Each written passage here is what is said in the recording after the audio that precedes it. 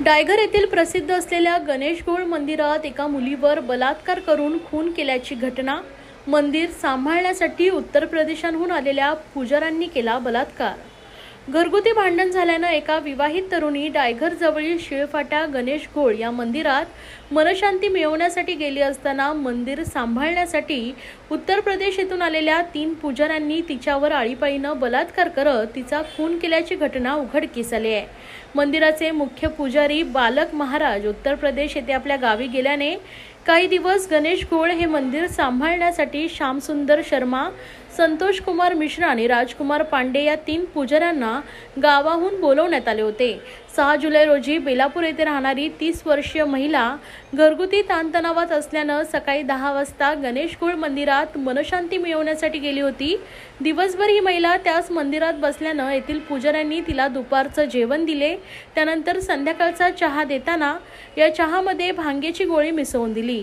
हा चहा प्यायल्यानंतर मुलीची शुद्ध हरपली आणि रात्रभर ही महिला या मंदिरातच राहिली।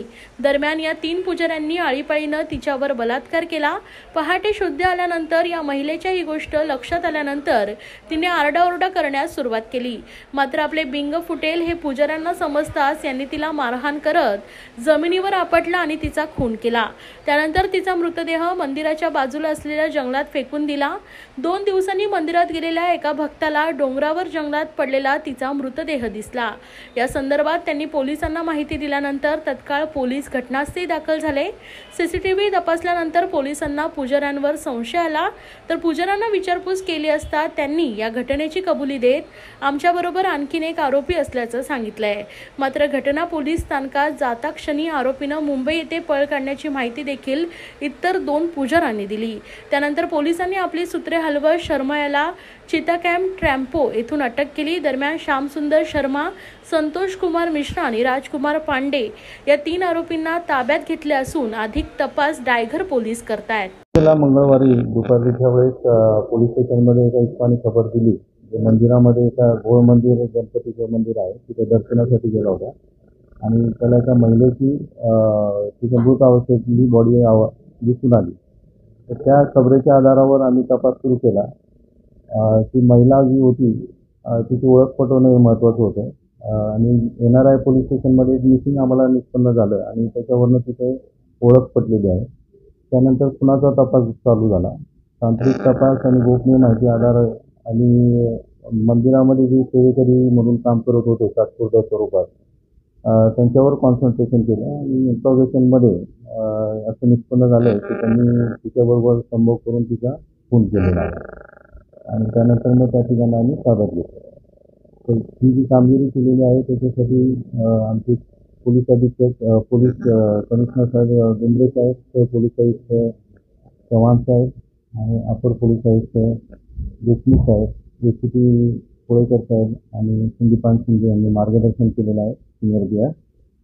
आणि तपासात जो मौलिक तपास केलेला आहे तो API अब्दुल मलिक, API काळे आणि PSI शिंदे यांनी केले आहे आणि त्यांना मदत जे आमच्या हवालदार आणि नाईक आहेत त्यांनी केलेलं आहे। त्याच्यामध्ये वसावे, राठोड, पवार, पाटील, आव्हाड, बोराडे, खाडे, सोनावणे आणि माळी यांनी मदत केलेली आहे। हो, तांत्रिक विश्लेषणाचा आधार घेतलेला आहे आणि गोपनीय माहितीच्या आधारे अटक केलेल्या आरोपींचं गुन्हेगारी पार्श्वभूमी आजपर्यंत तरी काही निष्पन्न झालेली नाही आहे, पण त्या दृष्टीने आमचा आता तपास सुरू आहे। अशा प्रकारे जे महिला घरातून निघून जातात कायदे शिल्लक कामांवर त्या महिलांना कशा प्रकारे आव्हान असतात? तर आमचं आव्हान असं राहील की घरगुती जर वाद असतील तर घरातले जे सिनियर लोक असतील किंवा आपले रिलेटिव्ह असतील त्यांच्या मार्फत ते सेटल करावा किंवा किमान जे काही त्यांची समस्या आहे ते पोलिसांनी स्टेशनला येऊन तिने वेळेस दिली असती तर त्यातनं काहीतरी मार्ग निघाला असता, कारण ती दिवसभर त्या मंदिरामध्ये थांबली आणि त्यानंतर ही घटना घडलेली आहे। तर एवढ्या वेळेस एवढ्या अनोळखी लोकांसोबत राहणंही योग्य नाही। तर या मंदिराचे जे मुख्य पुजारी आहे बालकराज महाराज हे त्यांच्या युपीकडच्या दुसऱ्या मंदिराच्या भेटीसाठी गेले होते। तर त्या मंदिराची देखरेख करण्यासाठी यांना त्यांनी बोलवलं। कस्टडी किती दिवसापर्यंत? कस्टडी 16 तारखेपर्यंत, 16 म्हणजे मंगळवारपर्यंत मिळाली।